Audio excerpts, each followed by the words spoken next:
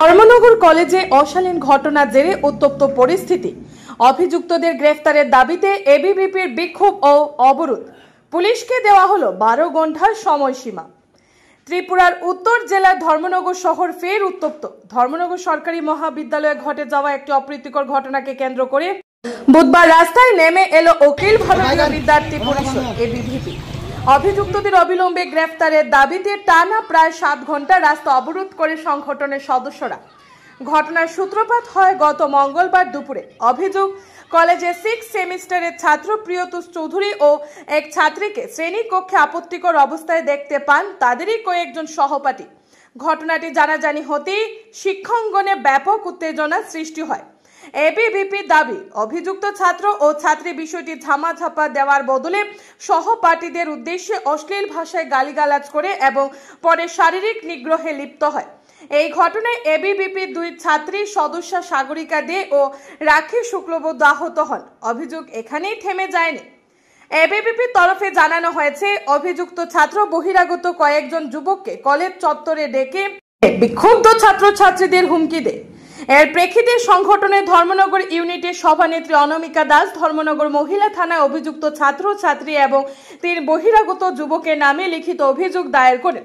তবে অভিযোগ ঘটনার প্রায় 24 ঘন্টা পার হয়ে গেল পুলিশের পক্ষ থেকে কোনো দৃশ্যমান পদক্ষেপ নেওয়া হয়নি, বরং পাল্টা অভিযোগের ভিত্তিতে এবিভিপির এক সদস্যের বিরুদ্ধে মিথ্যা মামলা রুজু হয়েছে বলে অভিযোগ করেছেন সংগঠনের নেতৃত্বরা। এই পরিস্থিতিতে বুধবার দুপুর থেকে এবিভিপি সদস্যরা মহিলা থানার সামনে রাস্তায় বসে বিক্ষোভ শুরু করেন। চরম দাবদাহের মধ্যেও অবরোধ চলে রাত 8টা পর্যন্ত।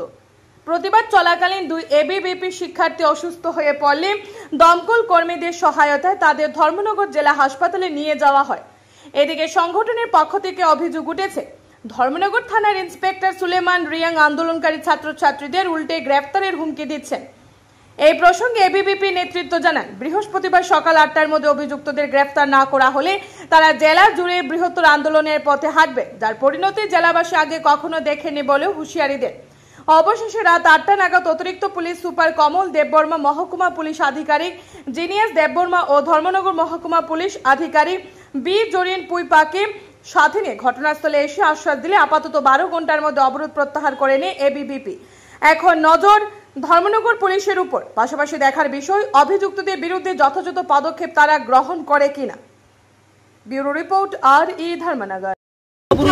দুপুর 2টা থেকে এখন কি আশ্বাস দিয়েছেন আপনি বা রাস্তা বলুন? না, তারা এখন অলরেডি তারা যে পয়েন্ট ছিল আমরা অলরেডি তারা পয়েন্ট আমরা রিসিভ করেছি। প্রশাসন তরফ থেকে কি আশ্বাস দেওয়া হয়েছে?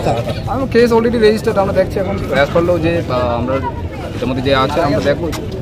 স্যার, স্টুডেন্টদের দাবি তারা 16-17 ঘন্টা পেরিয়ে গেছে কিন্তু প্রশাসন কোনো পদক্ষেপ নিল না এই বিষয় নিয়ে, কি বলবেন? এখন আমরা দেখছি কেস অলরেডি রেজিস্টার্ড, হলো যে চলবে। হয়তো বা আপনি এর আগে যদি ওনাদের সাথে কথা বলতেন তাহলে হয়তো বা রাস্তা ক্লিয়ার হয়ে যেত। এ ব্যাপারে কি বলবেন আপনি? স্টুডেন্ট অভিযোগ করেছে আপনি আসেননি, দেখা করেননি। না না, আমার অফিসের পরপর তার সাথে আসে যোগাযোগ করছে, কিন্তু তারা কোনো কারণে তার রাস্তাটা ক্লিয়ার করলো না। লাস্টে বাধ্য হয়ে আমার এমন লাগছে, আর এখন কথা করার পরে তারা রাস্তা ক্লিয়ার করে। ছাত্ররা যে বিষয় নিয়ে আন্দোলন করছে তারা জানতে চাইছিল, তারা তাদের দাবি ছিল যে যারা অভিযুক্ত তাদেরকে গ্রেফতার করতে হবে। আপনারা এই বিষয়ে কি আশ্বাস দিচ্ছেন? তাদের কেস অলরেডি রেজিস্টার্ড, অ্যাজ পারলো যে চলবো, আমরা এটা তদন্ত চলছে। কত ধরনের নামের মামলা হয়েছে? এটা এখন আন্ডার ইনভেস্টিগেশন, এটা এখন বোঝা যাবে। ঠিক আছে, ঠিক আছে। আমরা দেখতে পেলাম কিছুক্ষণ আগে ধর্মনগরের এডিশনাল এসপি এসেছেন এবং কি কথা হয়েছে আপনাদের সাথে এবং কি আশ্বাস পেয়ে আপনারা আজকে পথ অবরোধ উঠিয়েছেন? আমরা এডিশনাল এসপি স্যারকে আমরা জানিয়েছি, যদি 12 ঘন্টার মধ্যে যারা বহিরাগত দুষ্কৃতীরা কলেজের ভেতর ঢুকে অত্যাচার চালিয়েছিল তাদেরকে গ্রেপ্তার করা না হয়, 12 ঘন্টা পর কাল সকাল থেকে জেলাভিত্তিক আন্দোলন ধর্মনগরের রাজপথে গড়ে তোলা হবে। সেখানে জেলার প্রত্যেক স্কুল কলেজ এর ছাত্রছাত্রীরা রাজপথে নামবে। এবং উনি কি আশ্বাস দিয়েছেন? উনি আশ্বাস দিয়েছেন ওনারা যথাসাধ্য চেষ্টা করছেন 12 ঘন্টার মধ্যে আসামিদের গ্রেপ্তার করবার জন্য।